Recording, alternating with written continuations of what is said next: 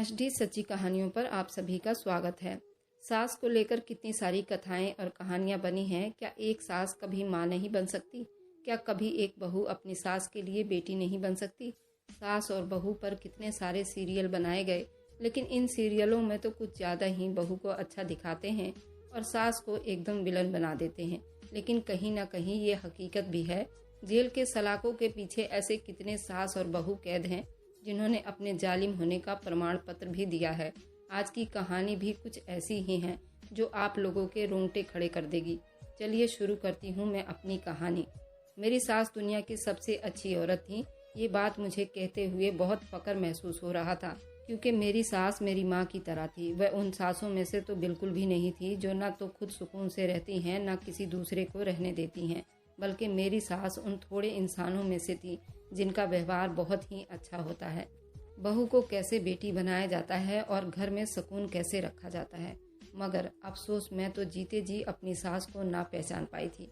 उसने तो मुझे बेटी बना लिया था और बेटी मान भी लिया था, मगर मैं उसके जीते जी उसको अपनी माँ ना मान सकी थी। किसी ने सच ही कहा है कि इंसान बड़ा मतलबी होता है। जिंदा इंसानों की कदर होती ही नहीं और मरने के बाद जब उसके मुर्दा शरीर पर लिपट लिपट कर रोते हैं। ऐसा ही कुछ मेरी जिंदगी में हुआ था। मेरा नाम अनु है। मेरी पैदाइश एक खाते पीते घर में हुई थी। माँ और पापा आपस में बहुत प्यार मोहब्बत से रहा करते थे और दोनों ने लव मैरिज की थी। पापा का अपना खानदानी बिजनेस था। माँ घरेलू औरत थी। मेरे पापा के और कोई भाई बहन भी नहीं थे, वह इकलौते थे। जबकि माँ की 5 बहनें थीं। मेरी पैदाइश उनकी शादी के 2 साल बाद हुई थी। मैं इकलौती और अपने माँ पापा की पहली औलाद थी, इसलिए माँ पापा की बेहद लाडली भी थी। जिंदगी बड़े आराम से और खुशी के साथ बीत रही थी। न जाने कैसे हमारे जिंदगी में एक तूफान आया और सब कुछ बहा कर ले गया। मुझे आज भी वे दिन अच्छी तरह से याद है। माँ और दादी में अक्सर नोक झोंक हुआ करती थी। दादी को ये शिकायत थी कि शादी के बाद पापा बदल गए हैं, उनके पास नहीं बैठते, उनका हाल नहीं पूछते, बस वह अपनी पत्नी और बच्चे के होकर रह गए हैं। जबकि हकीकत में ऐसा नहीं था। पापा दादी को टाइम देने की पूरी कोशिश करते थे, मगर फिर माँ की बीमारी बीच में आ जाती थी। माँ को कैंसर था, जिसका रिपोर्ट अभी 2 महीने पहले ही आया था। मुझे तो माँ देखने में बिल्कुल ठीक ठाक नजर आती थी। लगता ही नहीं था कि वे ऐसी खतरनाक बीमारी से लड़ रही हैं। मगर फिर रिपोर्ट झूठ तो नहीं हो सकती थी। माँ की बीमारी की वजह से पापा ज्यादा टाइम मेरी माँ के साथ बिताने लगे थे और ये चीज़ दादी के लिए बर्दाश्त करने के काबिल नहीं थी। लगता था माँ को कोई बीमारी नहीं है, बस पापा की हमदर्दियाँ हासिल करने के लिए वह इस बीमारी का ढोंग रचा रही हैं। मैंने अक्सर दादी को कहते हुए सुना था। माँ को कहती थी, बाज आ जाओ, क्यों खुदा के कहर को आवाज़ दे रही हो? खुदा ना करे कहीं तुम्हें ये सच में बीमारी लग गई तो सोचो तुम्हारा क्या होगा। जबकि माँ दादी की बात सुनकर इस बात को नाक से मक्खी की तरह उड़ा देती थी और ये बातें अब दिन ब दिन जोर पकड़ती जा रही थी। माँ अब मुझे दादी के पास नहीं आने देती थी। वह मुझे कहती थी, मेरी दादी गंदी है, पापा को मुझसे दूर कर देगी। मैं माँ से कहती थी, दादी तो पापा से बहुत प्यार करती हैं, फिर वह आपसे प्यार क्यों नहीं करती? माँ कहती थी, दादी पापा की माँ है, इसलिए पापा से प्यार करती हैं, जबकि वो मेरी सास हैं और सास बहुत बुरी होती है। उसको बहू अच्छी नहीं लगती, इसलिए वो बहू से नफरत करती है। तुम्हारी दादी भी इसलिए मुझसे नफरत करती है क्योंकि मैं उनकी बहू हूँ और उनको अच्छी नहीं लगती। मेरी माँ ने मेरे दिमाग में मेरी दादी की तरफ से नेगेटिव बातें करना शुरू कर दिया था। अब बहुत ज़्यादा दादी को जब माँ से लड़ता हुआ देखती तो मेरे दिमाग में दादी का कैरेक्टर बहुत गलत दिखने लगता था। सोने पर सुहागा बात ये थी, रही सही कैरेक्टर चलते हुए सीरियलों ने पूरा कर दिया था, जिनमें ज़्यादातर सास को ही गलत दिखाया जाता है। मैं कभी भी उसके पीछे का सच जानने की कोशिश नहीं करती थी और न उस वक्त मेरी इतनी कोई उम्र थी। उम्र के हिसाब से सीरियल में चलते सास के कैरेक्टर की तुलना मैं अपनी दादी से करने लगी थी और उस रोती धोती बहू की तुलना अपनी माँ से किया करती थी। खैर, वक्त बीतता गया। एक दिन शाम का वक्त था जब दादी की सेहत बेहद खराब थी। वह बराबर अपने कमरे में लेटी खांस रही थी। माँ बाहर आंगन में बैठी सीरियल देख रही थी। दादी की आवाज़ से तंग आकर माँ बार बार रिमोट उठाकर चैनल बदल रही थी। मैंने 2-3 बार कोशिश की जाकर देखूं कहीं उनको किसी चीज़ की ज़रूरत तो नहीं है, मगर मम्मी ने मुझे रोक लिया और कहा कि कुछ भी नहीं हुआ है, बस ड्रामा है। उनको पता है इस समय हम फ्री बैठे हुए हैं। इसलिए उनसे ये चीज़ हजम नहीं हो रही है। साथ ही साथ मेरी दादी भी आवाज़ दे रही थी, मगर मेरी माँ आंगन में बैठी थी और मेरी माँ मुझे कहने लगी, तुम आराम से अपने कमरे में जाकर आराम करो, कुछ ही देर में खुद ही सेट हो जाएगी। मैं अपने कमरे में आकर स्कूल का काम करने लगी थी जब मुझे अचानक किसी चीज़ के गिरने की आवाज़ सुनाई दी। मैंने जल्दी से उठकर बाहर जाना चाहा, मगर दरवाज़ा बाहर से लॉक था। मैंने माँ को आवाज़ दी तो माँ ने कहा कि कुछ नहीं हुआ, बिल्ली ने पतीला गिराया है, तुम अपना काम खत्म करो। माँ की बात सुनकर मैं अपने खोई हुई शब्द में वापस अपने बेड पर आकर बैठ गई थी। ये आवाज़ सिर्फ पतीला गिरने की तो नहीं थी। मैं काम करते करते वहीं बेड पर सो गई थी। इस बात से अनजान थी कि कमरे से बाहर क्या हो चुका था। मेरी आंख पापा की आवाज़ सुनकर खुली थी। मैंने उठकर दरवाज़ा खोला तो दरवाज़ा एकदम से खुल गया था। मैं बाहर आई और बाहर का मंजर देखकर मेरे पैरों तले से ज़मीन खिसक गई थी। सामने ही माँ सीढ़ियों के आंगन में गिरी पड़ी थी और पापा उनका चेहरा गोद में रखे उनको होश में ला रहे थे। साथ ही साथ मेरी दादी को भी आवाज़ दे रहे थे, मगर मेरी दादी बुत बनी बैठी थी। वह पापा के इतना बुलाने पर भी बाहर नहीं आई थी। पापा माँ को कमरे में ले गए। उसके बाद डॉक्टर को बुलाया गया। डॉक्टर ने आने के 15 मिनट के बाद माँ को होश आ गया था। माँ ने पापा को कहा वह सीढ़ियों से उतर रही थी जब अचानक चक्कर आया। वह गिरकर बेहोश हो गई थी। उनको बेहोश हुए 4 से 5 घंटे हो चुके हैं। इस बात पर मैंने चौंक कर माँ की तरफ देखा था और एक नज़र घड़ी को देखने के बाद सोच में पड़ गई थी, माँ झूठ क्यों बोल रही हैं। अभी 2 घंटे पहले तो मैं माँ को सही सलामत आंगन में छोड़कर गई थी। पापा ने कहा वह दादी को देखकर आते हैं, इतनी देर से वो बाहर क्यों नहीं आई। मैं भी पापा के साथ दादी के कमरे की तरफ चल पड़ी थी ताकि दादी का कठोरपन देख सकूं, मगर अंदर आते ही हमारे सर पर आसमान गिर पड़ा था। दादी औंधे मुंह फर्श पर गिरी पड़ी थी। उनके बदन से बहुत ज़्यादा खून बहकर फर्श में बिखरा हुआ था। दादी को सीधा किया गया, अब कोई फायदा नहीं था। उनका नीला पड़ा बदन इसका गवाह था, वह इस दुनिया में नहीं थी। मुझे एकदम से वे आवाज़ याद आ गई थी। मेरा शक ठीक था, वह आवाज़ बिल्ली के पतीला गिराने की नहीं थी, बल्कि दादी के गिरने की थी। काश कि उस टाइम माँ उठकर दादी को देख लेती तो शायद वे अस्पताल पहुँचने से दादी की जान बच सकती थी। मगर खैर, अब क्या हो सकता था। दादी का कफन दफन किया गया। तीसरे दिन उनका तीजा भी कर दिया गया था। धीरे धीरे जिंदगी अपने हिसाब पर आ गई थी। माँ बेहद खुश रहने लगी थी। अब मेरी माँ के अंदर कोई बीमारी नज़र नहीं आ रही थी, मगर कहते हैं ना, खुदा की लाठी में आवाज़ नहीं होती। माँ को हाय लग गई थी। माँ ने जो झूठी बीमारी का ढोंग रचाया था, वह बीमारी माँ को सचमुच में लग गई थी और वह बीमारी माँ के लिए जानलेवा साबित हो गई थी। थोड़े ही महीनों के अंदर अंदर मेरी माँ भी चल बसी थी। हमारे घर का हर चीज़ बिखर कर रह गया था। मैं उस वक्त 14 साल की थी, मगर किसी 7 साल के बच्चे की तरह थी। माँ और दादी की मौत के बाद हमारे घर का माहौल भी बुरी तरह से तितर बितर हो गया था। पापा बाहर से खाना ला कर थक चुके थे। पापा ने घर के लिए एक नौकरानी भी रखी थी, मगर उससे भी कोई खास बदलाव नहीं आया था और मैं घर में अकेली पड़ी पड़ी माँ के लिए रोती रहती थी। जब पापा घर में दाखिल हुए, उनके साथ मेरी नानी थी और मेरी मौसी भी थी। जो हैरानी की बात तो ये थी, पापा के साथ एक औरत दुल्हन के जोड़े में आई थी और वह औरत कोई और नहीं बल्कि मेरी अपनी ही मौसी थी, जिसे 3 साल पहले उसके पति से डिवोर्स हो चुकी थी। पापा उसको ब्याह कर मेरी माँ बनाकर मेरे घर में ले आए थे। सिर्फ यही नहीं, मौसी के साथ 2 बच्चे भी आए थे जो कि उनके पहले पति से थे। मौसी की हद तक तो बात ठीक थी, मगर उनके बच्चों की बात मुझे हजम नहीं हुई थी। इस घर की इकलौती बच्ची थी। अब मुझे इस घर में अपने साथ और 2 बच्चों को देखना था, जो मुझे बिल्कुल भी बर्दाश्त नहीं था। खैर, बच्चे तो न थे। हम मौसी की बेटी शहनाज की उम्र 15 साल की थी और उनके बेटे सोनू की उम्र 18 साल की थी। वह दोनों उम्र में मुझसे बड़े थे। मैं खुद 14 साल की थी। मैंने अपने पापा से नाराज़गी का इजहार किया था, पर पापा ने इस बात को मेरा बचपना समझकर नज़रअंदाज कर दिया था, जिस बात ने मुझे बेहद शक में डाल दिया था और मैं पैर पटकती जाकर अपने कमरे में बंद हो गई थी। मगर अगली सुबह मेरी मौसी, जो कि मेरी सौतेली माँ थी, उसने मुझे कहा वह जानती है मुझे उनके बच्चों का आना पसंद नहीं था, लेकिन उसकी मजबूरी है, वह अपने बच्चों को कहीं और नहीं छोड़ सकती थी। मौसी ने मुझे कहा उसके बच्चे कभी मेरी जगह नहीं लेंगे और ना ही मेरे बराबर आएंगे। मैं उनके तरफ से फिक्र ना करूं। मौसी के मुंह से ये बातें सुनने के बाद मैं काफ़ी हद तक तसल्ली में हो गई थी। टाइम बीतता गया था। मौसी ने अपना कहा सच किया था। उसके बच्चे मेरे सामने कम ही आते थे। शहनाज ने मेरे साथ दोस्ती करने की बहुत कोशिश की थी, मगर मेरे घमंड को देखकर और मैंने साफ शब्दों में भी कह दिया था कि अगर तुम लोगों को इस घर में रहना है तो तुम लोग मेरे सामने मत आना, नहीं तो मैं इस घर से बाहर निकाल दूंगी। मेरा शब्द काफ़ी तीखा था। मैंने उससे काफ़ी बदतमीजी की थी। न जाने मुझे किस चीज़ का घमंड था। शायद दूध का असर था। मुझे अपनी माँ पर ही तो जाना था। मेरी माँ भी तो यही कुछ किया करती थी, यही जुबान बोलती थी।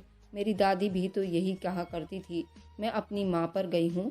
शहनाज ने कभी मुझे पलटकर कोई जवाब नहीं दिया था और वह अपने कमरे में चली गई थी। मगर उस टाइम मैंने देखा कि मेरी मौसी पापा को लिए वहाँ खड़ी थी। पापा के चेहरे से नज़र आ रहा था वो मेरी सारी बदतमीजियाँ देख चुके थे। पापा ने मुझे उस दिन बहुत डांटा था, जबकि मौसी पापा को मना कर रही थी। उस वक्त मैं कुछ नहीं बोली, मगर बाद में मुझे ऐसे लगा जैसे ये सब जानबूझकर किया गया हो। शहनाज जानबूझकर मेरे पास आई हो और मैंने उससे बदतमीजी की। शायद ये सब पापा को दिखाना चाहती थी। मैं कुछ न कुछ अपने दिमाग में सोचे जा रही थी। उसमें गलती सिर्फ मेरे गंदे दिमाग का था, जबकि मौसी ने कभी अपने बच्चों में और मुझ में कोई फ़र्क नहीं किया था। लेकिन फिर भी न जाने क्यों मेरा दिल मौसी के तरफ से बुरा होने लगा था।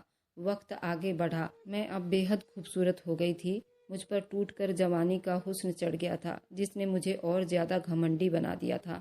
मेरी सौतेली बहन शहनाज की शादी कर दी गई थी, मगर उसके नसीब भी अपनी माँ जैसी थी।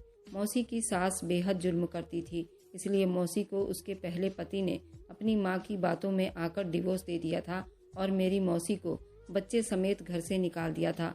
अब यही हाल शहनाज की थी। उसकी सास भी बहुत बुरी औरत थी। हर दिन घर में ऐसे ऐसे क्लेश कर देती थी।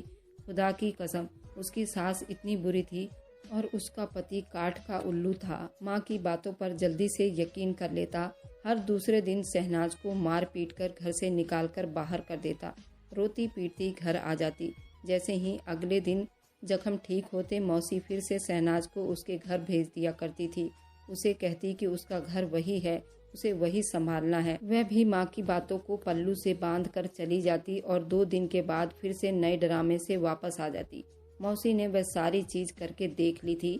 अब तो बस मौसी रात दिन उसके सास के मरने की दुआएं करती रहती थी। किसी तरह उसकी सास मर जाए, उसकी बेटी की जिंदगी आसान हो जाए। न जाने अब उसकी दुआएं कब कबूल होनी थी। मुझे शहनाज और उसके ससुराल से कोई दिलचस्पी नहीं थी, मगर उसकी वजह से जो मेरे पापा परेशान रहते थे, मुझसे देखा नहीं जा रहा था।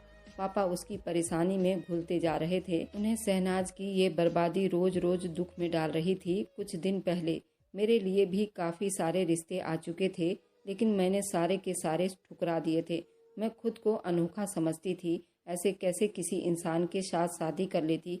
मुझे तो किसी हैंडसम लड़के का इंतजार था, न जाने वह कब आता। उस बीच मुझे मेरे सौतेले भाई सोनू पर भी बहुत गुस्सा आया था, जिसका कहना था कि वह तब तक शादी नहीं करेगा जब तक वह अपनी दोनों बहनों को अपने घर से विदा न कर दे। मौसी के बेटे सोनू की शर्त ने मुझे आग लगा दी थी। वह मेरी शादी के पीछे पड़ा हुआ था, मगर मैंने भी सोच लिया था कि मैं इतनी जल्दी शादी नहीं करूंगी। वक्त यूं ही बीतता जा रहा था। मैं 26 साल की हो चुकी थी। अब मेरी शादी की उम्र निकलती जा रही थी। मेरी शादी के इंतजार में बैठा मौसी के बेटा सोनू भी परेशान हो रहा था। मौसी मुझ पर शादी का दबाव डालने लगी थी ताकि मेरी शादी हो, और मेरी शादी के पीछे मेरे पापा की ख्वाहिश भी अब बीच में आ रही थी। मगर मैं जानती थी कि असल वजह पापा नहीं थे, बल्कि वह खुद भी थी और खुद चाहती थी मुझे जल्द से जल्द इस घर से विदा करें और फिर सोनू की शादी करके मेरे घर में अपनी बहू के साथ राज करें। मैं इतनी जल्दी उनकी ये ख्वाहिश पूरी नहीं होने दे सकती थी, इसलिए हर रिश्ता ठुकरा रही थी, इस बात से बेखबर मेरे साथ क्या होने वाला था। पापा का ब्लड प्रेशर हाई रहने लगा था। एक दिन आधी रात के टाइम पापा की तबीयत बिगड़ गई। हम बहुत परेशान थे। पापा ने मुझे अपने कमरे में बुलाया और मेरा हाथ पकड़ लिया। मैंने सोनू को कहा वह किसी डॉक्टर को बुलाकर लाए। पापा मुझसे कुछ कहना चाह रहे थे, लेकिन वह अपनी बात मुझे कह ही नहीं पा रहे थे। सोनू कुछ देर के बाद वापस आ गया, लेकिन जब मैंने उसके साथ देखा तो एकदम मुझे कुछ गलत होने का एहसास हुआ था। मैंने मुड़कर पापा की तरफ देखा, जिनकी आंखों में एक उम्मीद थी। पापा ने मेरे सामने हाथ जोड़ दिए। मैं एक पल में सब कुछ समझ गई थी। मैं सर झुकाए पापा के पास बैठ गई। सोनू लेने तो डॉक्टर को गया था, लेकिन जब वापस आया तो उसके साथ डॉक्टर के बजाय एक मुल्ला जी थे और मोहल्ले के 3-4 आदमी थे। मौसी ने मुझे एक लाल रंग का दुपट्टा मेरे सर पर उड़ा दिया, मेरे पास बैठ गई। दूसरी तरफ सामने सोफे पर मुल्ला जी और बाकी लोग के साथ बैठ गए। मुल्ला जी ने पापा की परमिशन ले ली, मेरी निकाह पढ़वा दी। कुछ पल का खेल था। मैं जिस इंसान को अपने घर में बर्दाश्त नहीं कर सकती थी, मुझे हमेशा के लिए उसकी ज़िंदगी में शामिल कर दिया गया था। शायद सोनू, मौलवी साहब और बाकी लोगों को बाहर छोड़ने गया था। मौसी भी कमरे से चली गई थी। मैंने पापा को अकेला पाया तो फट पड़ी थी। पापा, आपने अच्छा नहीं किया। वह इंसान जिसके पास मुझे बैठना तक पसंद नहीं था, आपने मुझे उसके साथ ब्याह दिया। उससे तो अच्छा था कि आप मेरा गला घोंटकर मुझे मार ही देते। वह आदमी कहीं से भी मेरे काबिल नहीं था। तो पापा ने कहा कि मुझे माफ़ कर दो, मुझे तुम्हारे लिए यही अच्छा लगा। शहनाज को ब्याह कर मैं देख चुका हूँ। मेरा बाहर के लोगों से विश्वास उठ गया है, इसलिए मैंने तुम्हें तुम्हारी मौसी के सर पर दे दिया है, ताकि तुम्हारा सामना कभी किसी के साथ ना हो। अगर मैं तुम्हें बाहर ब्याह देता तो न जाने कैसे लोग होते, सास कैसी होती, पति कैसा होता। मुझसे तो पहले ही शहनाज का दुख बर्दाश्त नहीं होता, तो तुम तो मेरी लाडली हो। तुम पर कोई आँच ना आए, मैं कैसे बर्दाश्त कर सकता हूँ। तुम फिक्र ना करो, सोनू और उसकी माँ बहुत अच्छे हैं, तुम्हें कोई भी दुख नहीं होगा। अब जाकर आराम करो, सुबह तुम्हारी विदाई है। मैं उठकर कमरे से बाहर निकली। सोनू मुझे कमरे के दरवाजे के पास खड़ा नजर आया था। सोनू हम दोनों की बातें सुन रहा था। मैंने एक नफरत भरी उस पर नज़र डाली और कमरे में आ गई। अगले दिन पापा ने मेरी विदाई नहीं की, बल्कि सोनू की थी। मुझे अपना कमरा छोड़ना बिल्कुल भी मंजूर नहीं था। पापा ने सोनू को ही मेरे कमरे में शिफ्ट किया था। कुछ ही दिनों के बाद पापा भी मुझे छोड़कर इस दुनिया से विदा हो गए थे। उस दिन मैंने मौसी समेत सोनू और अपने पति को बहुत सारी बातें सुनाई थी। मैंने मेहमानों का भी बिल्कुल लिहाज नहीं किया था और अपने माँ बाप की मौत का सारा इल्ज़ाम शहनाज और अपनी सास पर डाल दिया था। उन्हें कहा कि उनकी वजह से मेरा बाप मरा है, जो हर रोज़ अपने दुखड़े आकर मेरे पापा के सामने सुनाती थी। इसी वजह से मेरे पापा मुझसे दूर हो गए हैं। उन लोगों ने मुझे कुछ नहीं कहा था। मेरे पति को मुझ पर बहुत गुस्सा भी आया था, जिसे मेरी सास ने ये कहकर चुप करवा दिया कि वे अभी सदमे में है, उसकी दिमागी हालत ठीक नहीं है, तुम उसे कुछ मत कहना। थोड़े दिन के बाद जिंदगी में थोड़ी सुधार आ गई थी। वे दोनों मेरा बहुत ख्याल रखते थे, मगर मुझे ये सब सिर्फ ढोंग लगता था। अपनी सास तो हद से ज़्यादा नफरत कर चुकी थी। मेरे और मेरे पति के बीच का रिश्ता बस कागजी था। उस दिन हमने किसी रिश्तेदार की शादी पर जाना था। मेरी सास की सेहत मौके पर ही खराब हो गई थी, जिसकी वजह से ना चाहते हुए भी मुझे अपने पति के साथ शादी पर जाना पड़ा। वहाँ हर कोई मेरे पति की तारीफ कर रहा था। सुहाना, तुम्हारा पति बहुत ही हैंडसम है। इस बात का असर आज मुझ पर हुआ था। वह तो बहुत ही अच्छा था। उसने कब मेरे दिल की तार छेड़ दी, मुझे कुछ खबर ही नहीं हुई थी। हाँ, ये सच था कि आज से पहले मैंने कभी उसे उस नज़र से नहीं देखा था। मैं तो उसे अपनी मौसी का बेटा ही समझती रही थी, जिसने मेरे पापा का प्यार मुझसे बांट लिया था। मैंने उसे खुदा का वास्ता लिया था, लेकिन अब मुझे एहसास हो रहा था वह कितना सही इंसान था। वह किसी भी लड़की का सपना हो सकता था। मेरा दिल पूरी तरह से उसका हो गया था। घर वापसी पर मैंने उससे हर कोशिश की बात करने की, मगर उसने तो मुझे नज़र उठाकर देखा तक नहीं था। घर पहुंचकर वह सीधा अपनी माँ के कमरे में चला गया, जबकि मैं अपने कमरे में उसका इंतजार करने लगी। वे 1 घंटे के बाद आया था। उसने सर से पैर तक मुझे देख लिया था। मुझे लगता था वो मेरी तारीफ करेगा, मगर उसके मुंह से निकलने वाले शब्द सुनकर मुझे ऐसे लगा किसी ने मेरे कानों में पिघलता हुआ शीशा डाल दिया हो। उसने मुझे कहा कि सुहाना, मैं तो आपके काबिल नहीं था। आपकी ज़िंदगी तो मेरे साथ बर्बाद हो गई थी। आप तो मुझे देखना भी नहीं चाहती थी। तो आज ऐसा क्या हो गया? सारी बात भूलकर आप मेरी तरफ मुड़ रही हैं। उसका शब्द उस तरह गंभीर था कि मैं कुछ बोल नहीं सकी। उसने मुझसे कहा कि उसने मेरे सामने इतनी गिरी हुई हरकतें करके मेरा प्यार हासिल करने की ज़रूरत नहीं, क्योंकि उसका कहना था कि जितना बुरा वो मुझे लगता है, उसको भी उतनी ही बुरी मैं लगती हूँ। मैं अपनी इस तरह बदलाव पर खिल उठी थी। मैंने सोच लिया था कि उसे अपने कदमों में ढेर करके रहूँगी। उसे मुझे ठुकराया था ना, मगर मेरे पास भी हुस्न का हथियार था जिसे इस्तेमाल करना मैं बखूबी जानती थी।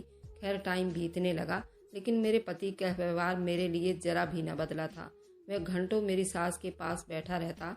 यकीनन वही थी जो उसके कान भरा करती थी और मेरे पति को मेरे खिलाफ कर रही थी। दिल तो करता था मैं अपने पति को लेकर उससे कहीं दूर चली जाऊं, मगर ऐसा मैं सिर्फ सोच ही सकती थी। सास की नफरत मेरे दिल में और ज़्यादा गहरी होती गई। वह अब तक मुझे किसी 14 साल की बच्ची की तरह घर का कोई काम नहीं करने देती थी।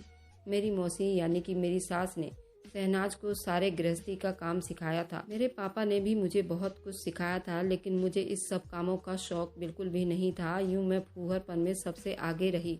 अब मुझ पर घर का काम बेहद भारी पड़ रहा था। मेरी सास बीमार होकर बिस्तर से लग गई थी। न जाने कौन सी ऐसी बीमारी लग गई थी। मुझे मेरे पति की नज़रों में गलत साबित करना चाहती थी। मैं ना चाहते हुए भी किचन में गई थी। अब खाना तो बनाना ही था। मैंने पूरा हफ्ता किचन में बर्बाद किया था। मैं जो खाना बनाती मेरी सास हंसते हुए खा लेती, जबकि मेरा पति उसका एक आधा निवाला भी नहीं खा पाता था, क्योंकि जो कुछ मैं पकाती थी वे खाना तो नहीं था, बल्कि उसके अलावा और भी कुछ नाम दे सकते थे। सास का मेरे हाथ का खाना खाते हुए हंसना मुझे जहर लगता था। मेरे पति के सामने अच्छा बनने के लिए वह कैसे भोली शक्ल बनाकर खाना खा लेती थी। खैर एक दिन मेरे पति ने खाना पकाने वाली नौकरानी का इंतजाम कर लिया। मैंने भी खाना पकाना साथ साथ सीख लिया था, लेकिन ये सब सीखना बेकार हो गया था, क्योंकि मेरी सास इस दुनिया से चल बसी थी। लेकिन जाने से पहले मेरे पति को मेरे बारे में खूब कान भर गई थी, इसलिए मेरा पति मुझे अलग दूसरे कमरे में रहने लगा था। मैंने भी ज़्यादा जोर नहीं दिया, वह ठीक हो जाएगा, मगर सब ठीक होने के बजाय रोज रोज बिगड़ता ही जा रहा था। 3 साल जैसे पर लगाकर उड़ गया था, मगर मेरे लिए ये 3 साल 3 सदियों से कम नहीं थे। 3 सालों में मुझ पर जो जो बीती थी, मेरी आत्मा तक कांप कर रह गई थी। मेरी सास, जो कि मेरी मौसी थी, उसके कमरे से मुझे उसकी एक डायरी मिली थी, जिसे पढ़कर मेरे रोंगटे खड़े हो गए थे। वह मुझसे जो मोहब्बत करती थी वह दिखावा नहीं था, ना ही कोई ढोंग था, बल्कि वह सचमुच मुझे अपना बेटी मानती थी और सच में ही मुझ पर कुर्बान हो जाया करती थी। वजह ये नहीं थी कि मुझसे मोहब्बत का दिखावा करे, वह मेरे पापा की नज़रों में अच्छी बन जाए। हकीकत ये थी कि वह मुझे पापा से भी ज़्यादा चाहती थी, क्योंकि मैं उनकी मोहब्बत की निशानी जो थी। हाँ, ये सच था कि मौसी पापा से मोहब्बत किया करती थी।